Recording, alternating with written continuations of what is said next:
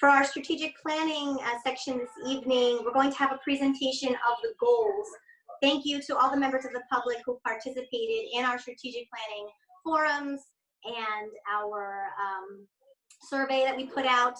2,700 of you answered our survey, and it really helped us to come up with these goals as we move forward. These are goals right now. In September, we'll be laying out more of the action plans. So with that being said, I'd like to ask Mrs. Walker to present this for us. Okay, I'm going to share my screen with you, so hold on. Fancy. Yeah, well, except that it's not here. Hold on. Thank you. Hold on, why isn't it there? Oh, it's the wrong.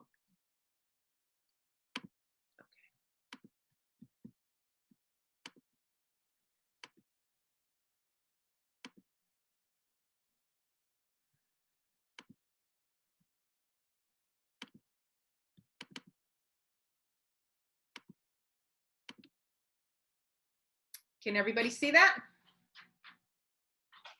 I can see it. Mary Ellen, can the public see this as well? I don't know. Chris, the public can see this, correct? Yes, they can. Yes. Okay. Thank you. Thank you. Okay. Good evening, everyone. Tonight, we're going to present the draft of the 2020-2025 Strategic Plan Goals and Objectives. These goals and objectives are reflective of the large amount of input we receive from our school community, identifying the top priorities for the district. In August, we began the process of gathering extensive data from our school community to gain an understanding of our strengths and our needs. The first step we took was to send out a survey to which 2,700 community members shared their perspective. This was followed by 7 community meetings that took place between October and February to gather more data from our community members.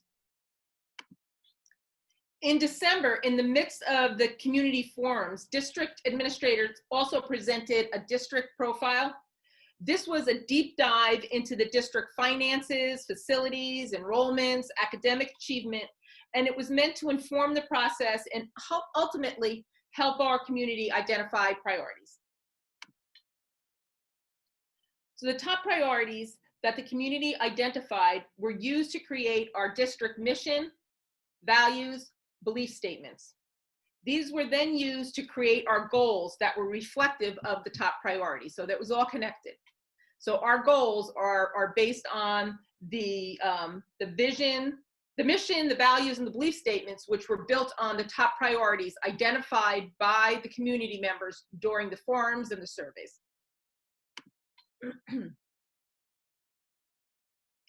The goals that you're going to see tonight are not in order of importance. They're all vital to the continued growth and improvement of our district. Goal 1 focuses on the importance of supporting the social emotional well-being of our community members and the link between social emotional well-being and student achievement. The need for a goal focusing on social emotional well-being is that the community identified this as a top priority and also captured it in the mission, values, and belief statements. For each goal, we've listed on the slide the specific components of the mission, value, and belief statements that align with that goal. The objectives for Goal 1 focus on creating a plan to support the social emotional needs of our school community. Objective 1 is centered on the development of individual plans for community members, including students, staff, and families, to address their immediate needs and aligns with student personalized learning opportunities. An example would be individual student and family counseling offered by the YMCA in our school buildings. So these are more individual immediate needs. Objective 2 centers on school climate and more global programs for social emotional learning initiatives such as Responsive Classroom and the Choose to Be Nice program. Our second goal encompasses the priority the community put on increasing equity and— Mary Ellen? Yes? I'm sorry, I just want to pause after every goal to see if anyone from the board wants to interject anything. So for goal number 1, either the chair of the committee or anyone from the board, if you'd like to speak up. just to add to that. Okay, Mary Ellen, go ahead. Thank you. Okay. All right. Goal number 2 encompasses the priority the community put on increasing equity and opportunities to ensure we meet all the needs of all learners. This priority was translated into our mission, values, and beliefs as noted on the slide. Objective 1 focuses on the implementation of practices and methodologies that increase opportunities for equity and inclusion across all student populations and programs. This will expand our ability to educate students together. For example, it'll provide support for general ed and special ed students together in supplemental instruction programs. This goal encompasses all special populations of students with disability, gifted and talented, low socioeconomic students, bilingual students, etc.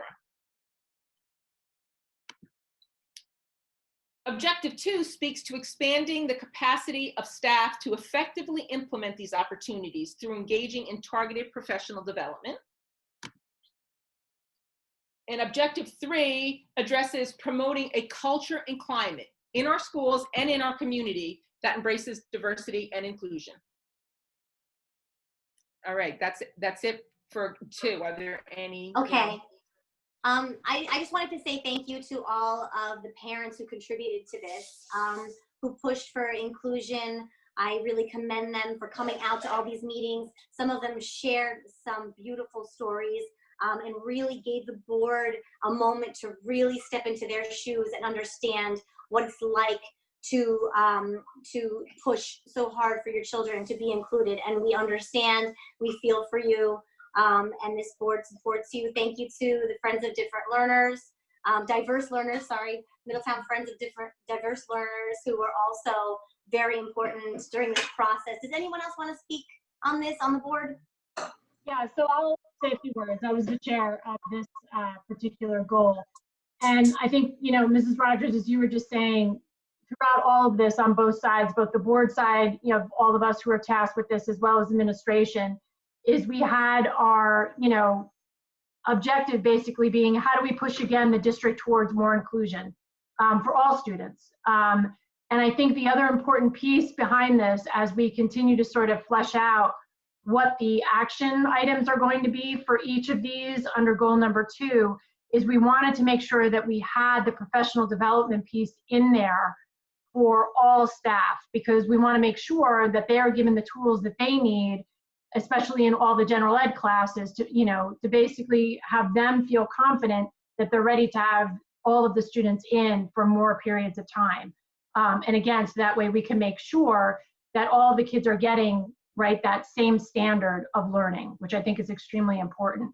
And then just the other piece of this is, you know, again, as you were saying, it was really great to hear during all of the forums how much the school community was really wanting us to move towards more inclusion. And so we will just continue to reach out to them during this process too, to make sure that we're fostering that in the community as well as inside the school.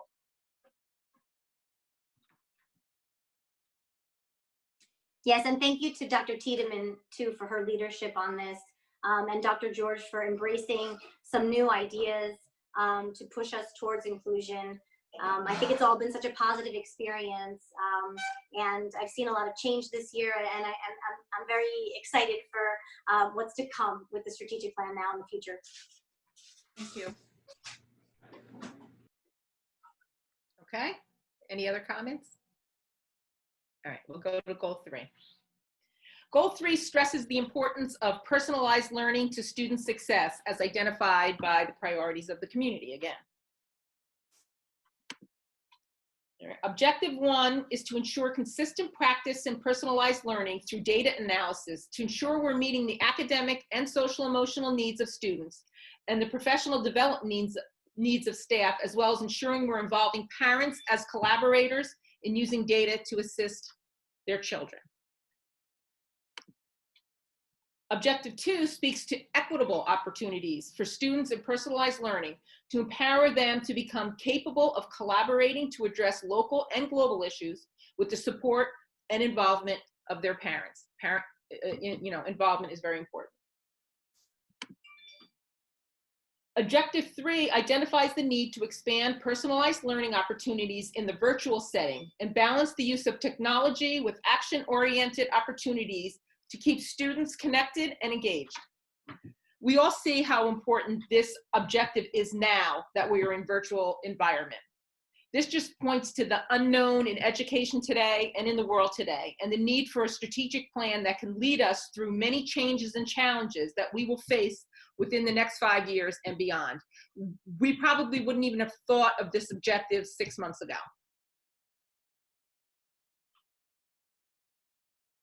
And that's the end of goal 3. And I think that's important, number 3, because as we go forward to possibly reopening in September, we do not know. There's so much uncertainty as to what it'll look like in September for our children to go back to school. Will it be virtual? Will it be partially virtual? We need to be prepared for these things. And I think it's great that we're thinking along those lines. And did anyone else from the board? Anyone else from the board want to speak up? The chair or anyone else?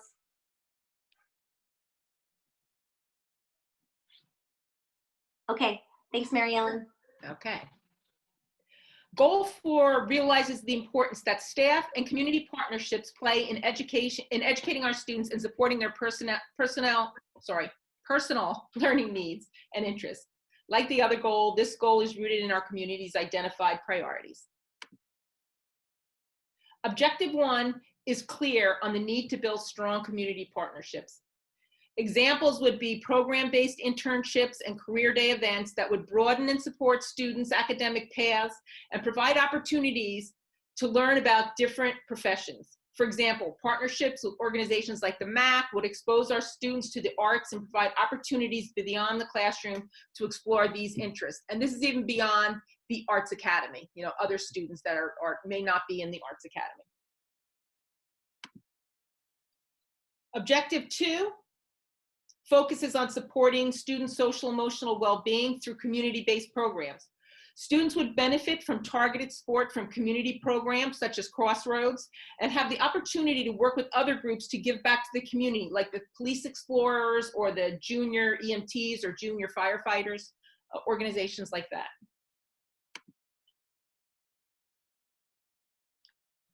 Objective 3, the committee felt that there were so many valuable community and school-based programs, such as the LEADS program on good decision-making and substance abuse prevention that our police present to our 5th graders, that we should work to expand these types of opportunities.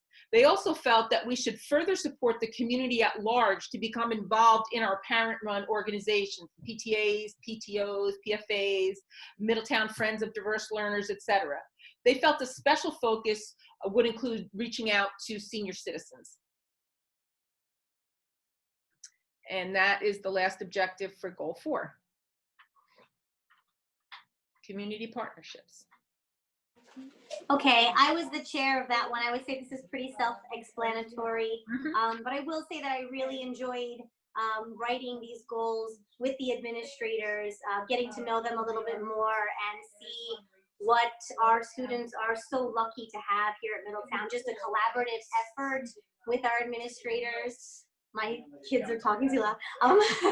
And it was just a really wonderful experience to be able to involve ourselves, the board and the administrators together collaboratively working for the betterment of this district. And it was a really wonderful experience. So I just want to thank all the administrators who were involved. Okay. Okay, goal 5. Focuses on fiscal responsibility for financial stability in order to ensure we can continue to provide a quality education to all our students. This was a priority of the community and is reflected in our mission, values, and belief statements in several places. Okay.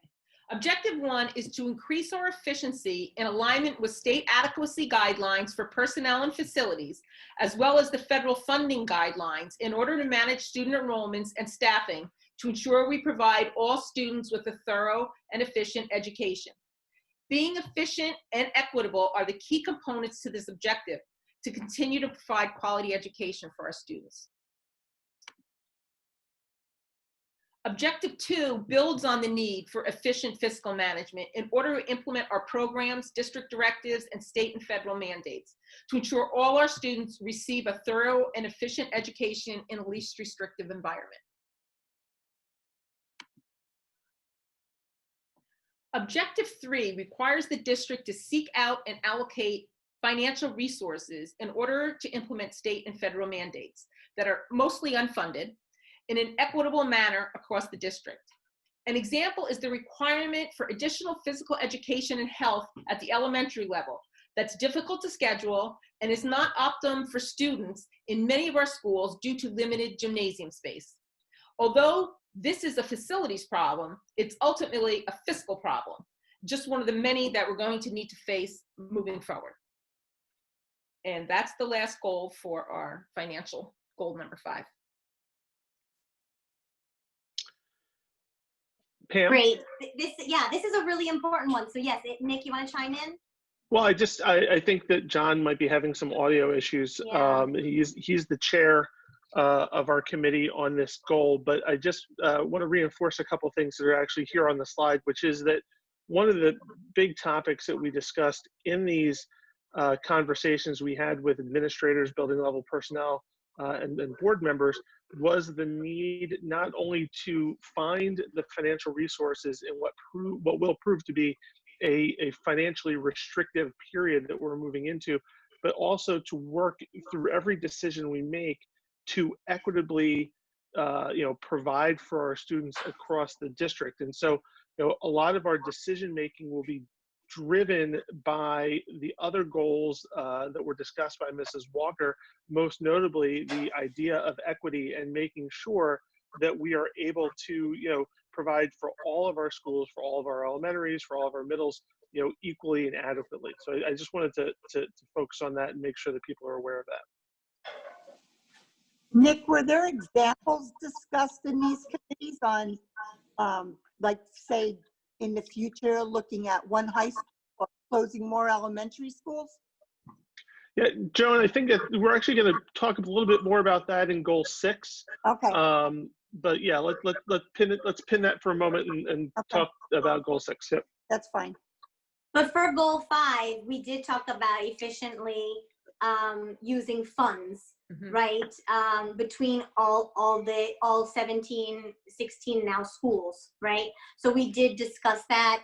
And it's important for the public to understand because we do get told that we're not being transparent enough. And this is us being transparent right now.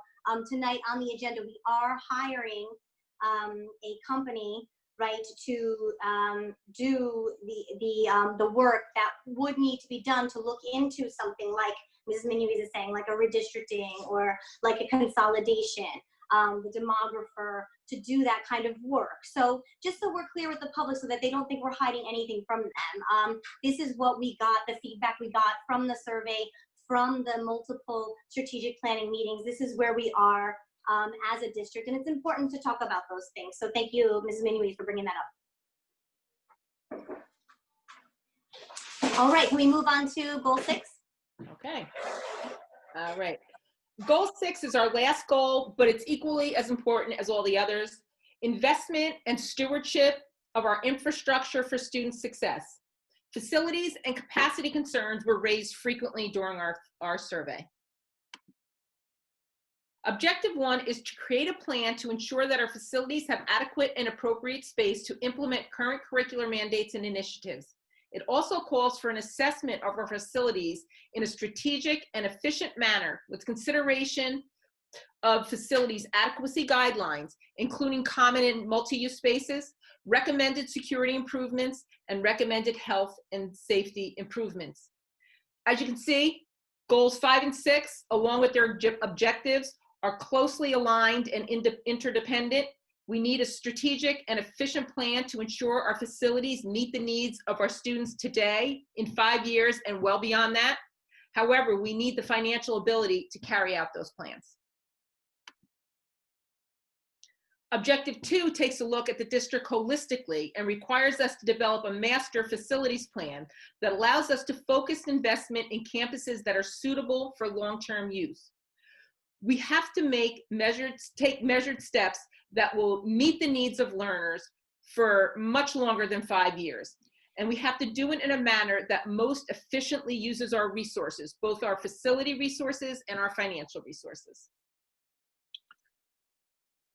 That's it. There's only 2 goals, objectives for goal 6.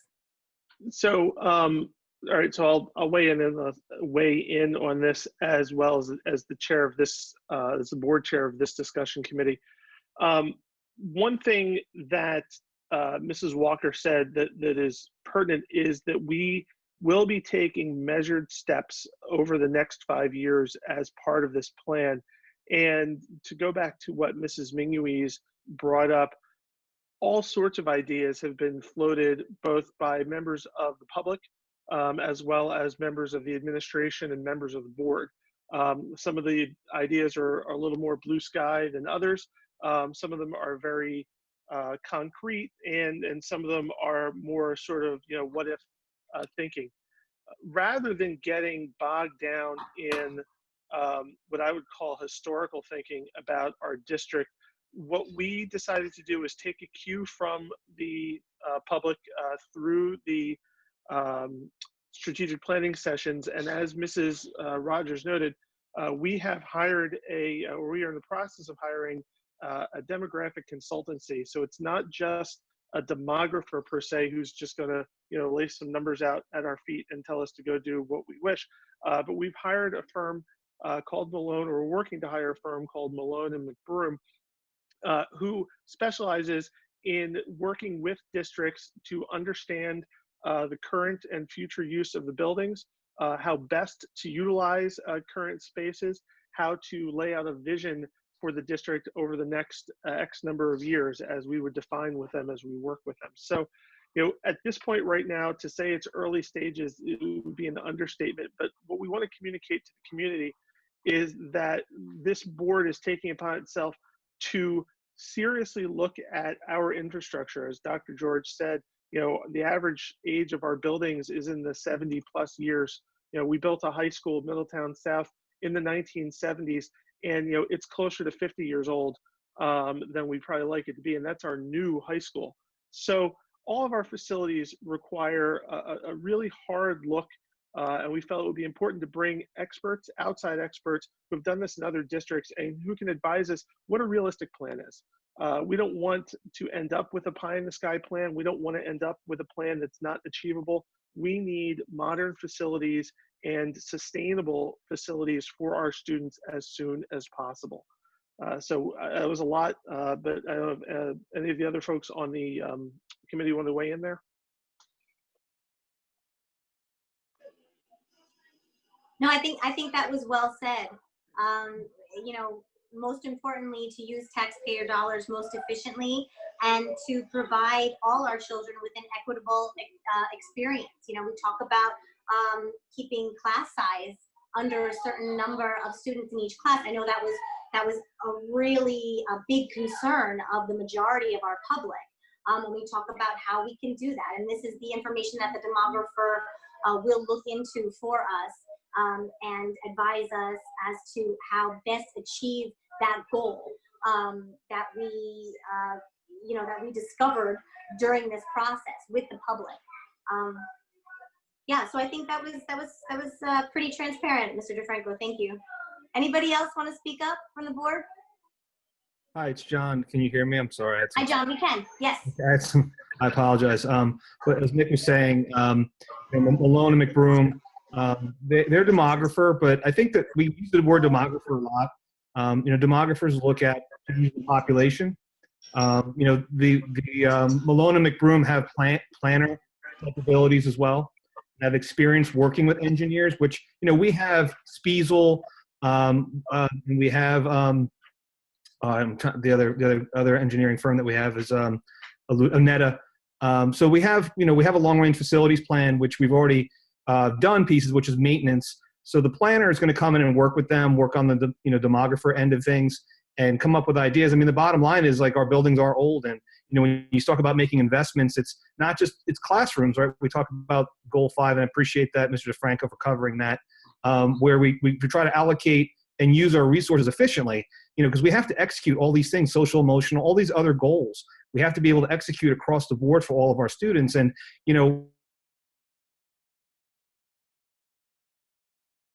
end of the day, we have to get the students, we have to get the programs up and running that we want to run. And, all of our elementary schools, when you look at the long-range facilities plan, they don't have what the state would consider a generic building. Like, we don't have a library, a cafeteria and a gym, like 3 different rooms. It's one room, and without any air conditioning in any of our buildings, right? Some are bigger than others. You look at the high schools, you look at the art wing, and South hasn't been, has been out there for what, a decade. North is cafeteria, I think, is smaller than Thorns. That's, there's a lot of things out there that we kind of live with. And the question is, what can we do over time, like a long-term plan to start getting things moving? So we have facilities that look like they need to be to execute the educational programs that we want. So we'll have to see what the demographer comes up with. The district has a lot of information to share. We shared a lot of that information with the public. So I don't want to overtalk it, but I think, all the goals are related one way or the other. We need the buildings, we need the resources allocated across, and we have to, look, the state's not going to be giving us more money, right? So we have to kind of figure that out. So John, you're talking about bringing the demographer in, and he's going to give you ideas, but at the bottom line is what some of us have been saying all along. If you want to do some of these improvements to these buildings, you're going to have to ask the public for money to do it. Maybe you're not wrong, right? But the end of the day is, if we have to go out and ask, end of the day, we all know, I think, what our capital budget is, right? It's what, $1 million or less. Our long-range facilities plan aren't necessarily everything that needs to be done now, but that's $150 million, and that's not even really increasing any space.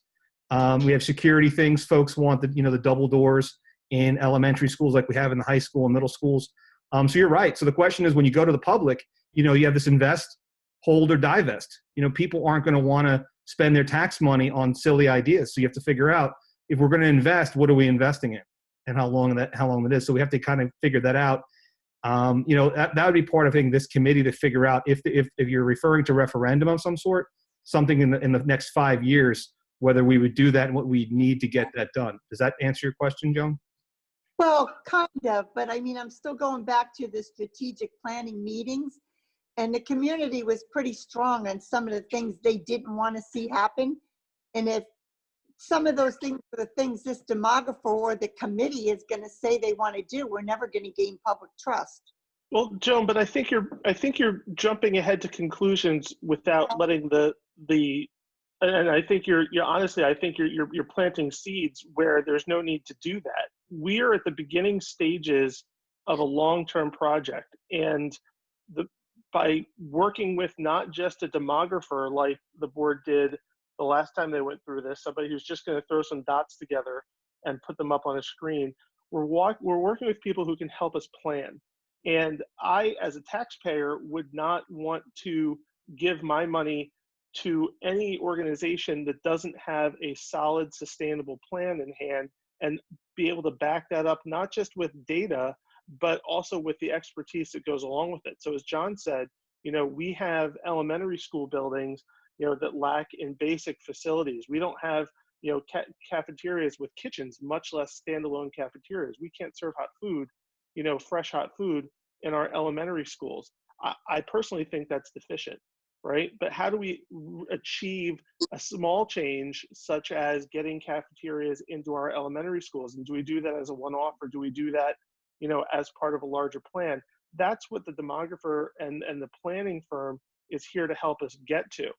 I don't think, as somebody who is, a part of those strategic planning meetings, I wouldn't then turn around and come back to the community and say, what, the answer to all of our problems is grade banding, right? A, that's suicide. B, it's really not an answer. It's an idea. And the idea is that you kick those ideas around and you take the community feedback and you say, what, that idea may not hold a lot of water, but what may hold water is this other thing. And so you talk about the other things. So we're not there yet. Right now, we haven't even put pen to paper with our planning company. We have not engaged them to start their work. We are at the beginning steps. So, I would stay away from what this might be or what that might be, because honestly, all that does is fire up Facebook. And that's not what we're here to do. I'm not planting seeds. I'm talking reality and perception that's out there. So, don't Right. go. And so the perception, we have to gain the trust of the community back. We've lost some. We need to gain it back. Joan, Right, I don't agree with that. I don't agree with that at all. I don't know why you keep saying that, because you keep saying things like as if, when this thing comes through and you have answers, right? Or people have answers, then give the answers. The bottom line is, we don't have the same funds we used to have. We don't live in the same world, and if there's going to be change, there'll be change. When some of these buildings were built, like horse and buggies sorry, I'm glitching. Horse and buggies. Are you still driving around in a horse and buggy? There's communities and there's districts all across the state making decisions. If we don't consider these options, it's just not about the kids that are in school now. It's going to be in the kids' school 5 years, 10 years, 15 years from now. There's going to have to be change at some point. And whatever that is, it's going to have to be decided on. If it's not in this planning, it's going to be another planning cycle. But in terms of losing confidence, I think it's when board members like yourself say stuff like that. And I don't think that's a fair comment. And I'm tired of hearing it. Just tired of hearing it. I'm sorry you're No, tired. you're not. You're really not sorry. You do that the whole time. Like, if you have suggestions, then make suggestions as we go through the planning. Something that's actually operational, right? John, I'm sorry you're tired of hearing it. No, I'm tired of hearing you saying it. John, I'm tired of hearing you saying it, because you're saying it in board meetings all the time. It's not true. It's not true across the board. John, It's I'm not. sorry you're tired of hearing it. But some of these things that come out from rumors and people that shouldn't be starting rumors. So don't go blaming me for planting seeds. I know that things have to change, and I know that things have to get better. But I also know that in order to get people to understand the change, you have to keep trust. Of course, we have to keep trust. And the way that we're actually going to build trust, quite frankly, is to do what we're doing now. So what we have to do, which is what we are planning to do with this demographer and also the support services that they're going to provide us, which is why a lot of us on the strategic planning committee were attracted to them and not the other group that was literally just going to put dots on a piece of paper, is that they are going to be able to take us through various plans. Honestly, I sat through all the strategic forums. I heard one directive from the public, which was, we want to see plans, not a plan, multiple plans. And so we can actually get there with the demographer to say, if you're thinking about this particular set of schools and what this could mean, this is what you could do. If you're looking at something completely district-wide, this would be Plan B. If you're looking at not doing anything, well, that's Plan C. If you're looking at doing small incremental steps, which is not really going to make a difference, that's Plan D. That's where we're heading. And for us to say now, or any of the board members to intimate that we have actual ideas in mind is completely disingenuous at this point. Because everything is on the table. That was specifically made clear by the public, and also their answers to the survey, is that there are specific issues that have existed since I was a child in this town that finally need to be addressed. And so now we're going to put the information in front of them so that way we can actually get somewhere.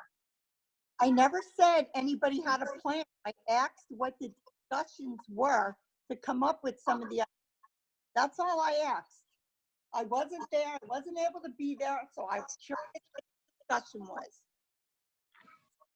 I think it's great that Mrs. Wright brought that up. They did say, this company did say that they could present up to 4 different plans, and they have this wonderful program where anyone in the public can type in their address and look at the plan and see how it would affect them personally, so that they know how it will affect them personally. And that was one of the great qualities of this company.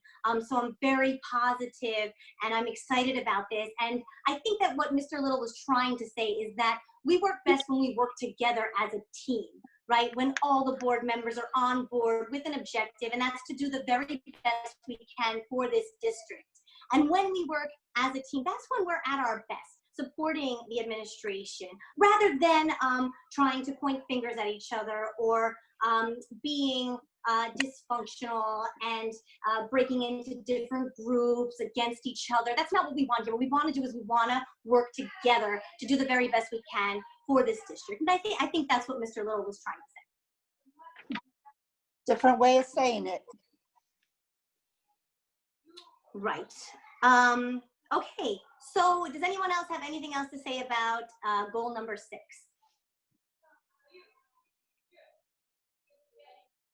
Okay, we're just going to go on to the next steps. Hold on for a second.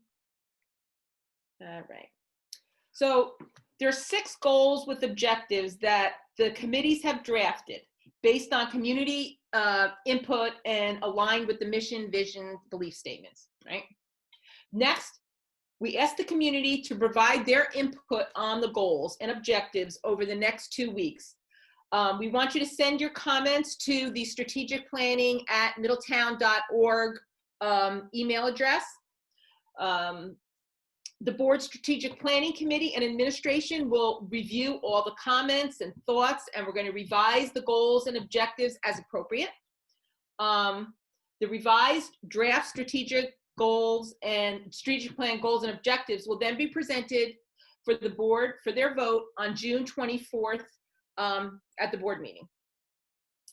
The strategic planning committee and administration will then create action steps for each objective, which will also be shared with the full board and the community when they are completed. Anybody want to say anything about, did I miss anything in our next steps? We're good? All right. So lastly, and this is just as important, and Mrs. Rogers actually mentioned it in the beginning and a couple times in the middle, that we would like to thank our community. Thank you for the involvement. You, the parents, the teachers, the students, the board members, the administrators, the community members at large. You're the real designer of these goals and objectives. Together, we created a challenging shared vision for our students in these challenging times right now, and a tool for decision-making and resource allocation as we navigate our district's future. We ask for your continued support as we work to complete the planning and implement the plan and finally realize our goals. And we thank you. Thank you, Mary Ellen. I think it's so important to mention these particular times because, as Mr. Little did say, you know, we're not going to be getting money from the state. We are asking the federal government to step up and provide some relief tonight with a resolution that we have on the table. But at the end of the day, we're in a worse financial position now than we were when we made that heart-wrenching, difficult decision to close Fort Monmouth Elementary. And I think it's important to understand that at these times, we really do need to stick together. So I think that was very well said, Mrs. Walker.